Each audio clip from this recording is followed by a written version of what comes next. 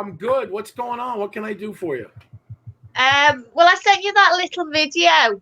Yeah, I Did got you it. see it? Yeah, you Yeah. got it. Right. We've moved. So we live like a little bit in the country, so we can walk in the fields and stuff like that. Now, my problem is Lily loves the nesting birds, the little birds and the rabbits, and it's full of them. So as you can see from that little video, I guess what I'm trying to teach her is just to be stay on task. Okay. But I don't know if I'm doing it correct. So give me an example of when you're going to correct her. So we were walking along the road the other day, and this little mouse just ran out of the wall and up the wall, and she just ran. You know, she was on the lead, but she just ran to the mouse, and I had to like clonk her 5 times under the chin because she wouldn't. She was like trying to get to this mouse. There's no pattern interrupt between you, the dog, and the mouse. There's nothing there. The mouse's value goes right through the roof. And the dog is like, yeah, hold me back. But it's not defensive. The dog wants to go kill that mouse. That's prey, right?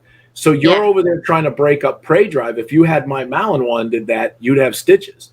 Yeah. Because they're going to go cut the shit. And they try to get, that's because people don't understand what they're doing. And I'm not doing that to that dog. I'm going to handle it with a piece of food on the floor. I'm going to handle it with, oh, you think we're going that way? We're going this way. Quietly, silently. I call it subtle dominance. Subtle dominance. Do you understand? It's, I want you to take my dog. Dude, this thing's the shit. And I want you to say, you forgot my anniversary. Because that's what happened to me on my 20th wedding anniversary. I told you that. I forgot it. Yeah. I could not get my wife to talk to me for days because I didn't remember. I don't know. I still didn't know I missed the anniversary. I'm like, what's it, trash day or something? Like, is it trash day? And she's like this, you know? And I'm like, what did I do? That's where I want Lily. What did I do? Do you understand? And that's not going to happen when she's looking for a mouse burger. You know what I mean? Yeah. You know what I'm saying, though? I do know what you're saying. But I have tried. I do feel you. All right. I have tried that, like just changing direction when she spotted something and she's like, no. It's too late. It's too late. So let's back it up again. This is awesome. Don't take the dog for a walk. That's what I'm going to tell you. Okay. Do you know why? Because she's just rehearsing everything. Rehearsing's ass.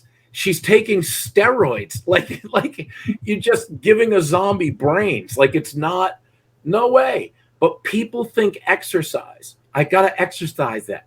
I got to exercise it and the aggression will go away. Listen, that's called fueling the asshole machine. Yeah. Now the dog's increasing its stamina while you diminish your correction. The dog is like, I don't even hear you. It's like Cindy on a car ride. And he's like, shut up. It doesn't even work anymore. You've got to do it at the molecular level. You know what? I'm going to send you something. And you take a look at it. It's me and Ackright. And this dog doesn't have a don't switch or didn't. She didn't. But people tell you now to go bang or zap or redirect. Forget it. Forget it all. That's all not good advice. It may solve a problem temporarily or redirect a problem temporarily or make you feel like the dog's not going to take off on you. But that's not training. When you look at that dog and you say, oh, that's my baby, good, I'm glad. But I want that thing to look at you like a parent.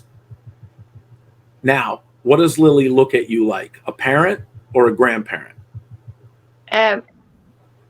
Probably a grandparent. Then stop that. You'll get it back, but you got to put it away for now. You got to stop it because the dog is like, look, I'll do what you say. When I'm in low drive, okay, all right, sit, I got it. If you get a cookie, sit, it's crazy.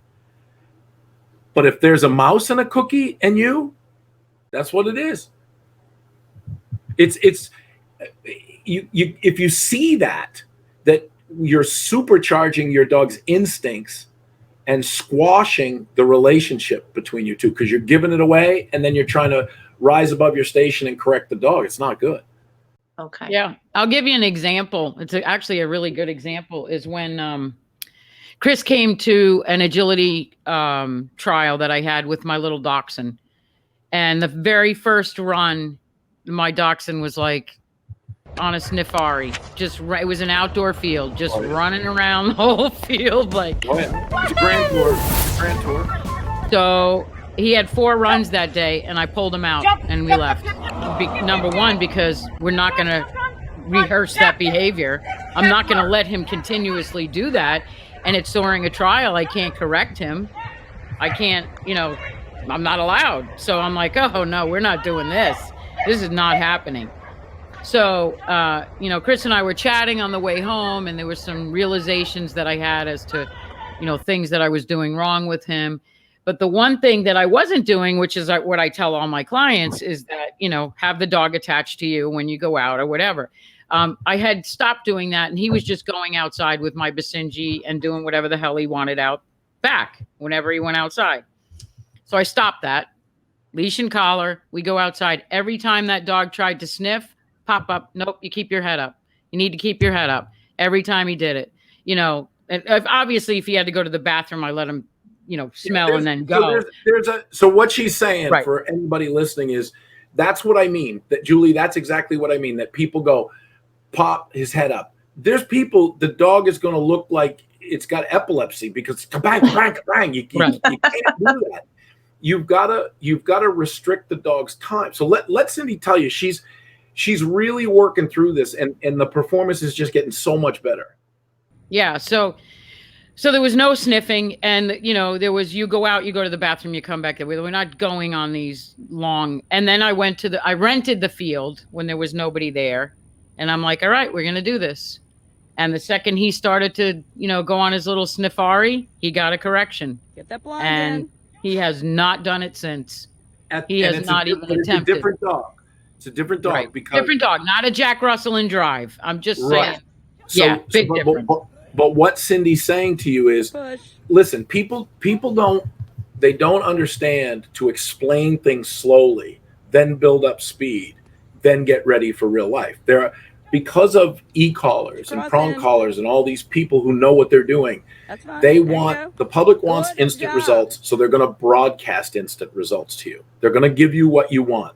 I'm never going to give you what you want.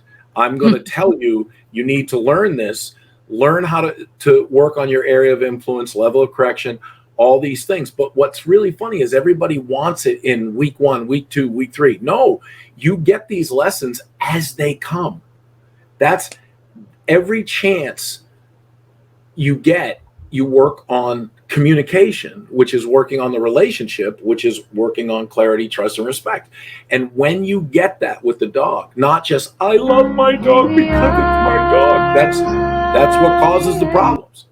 But not going, like, that's dumb. Like, what are you doing? You know what I mean?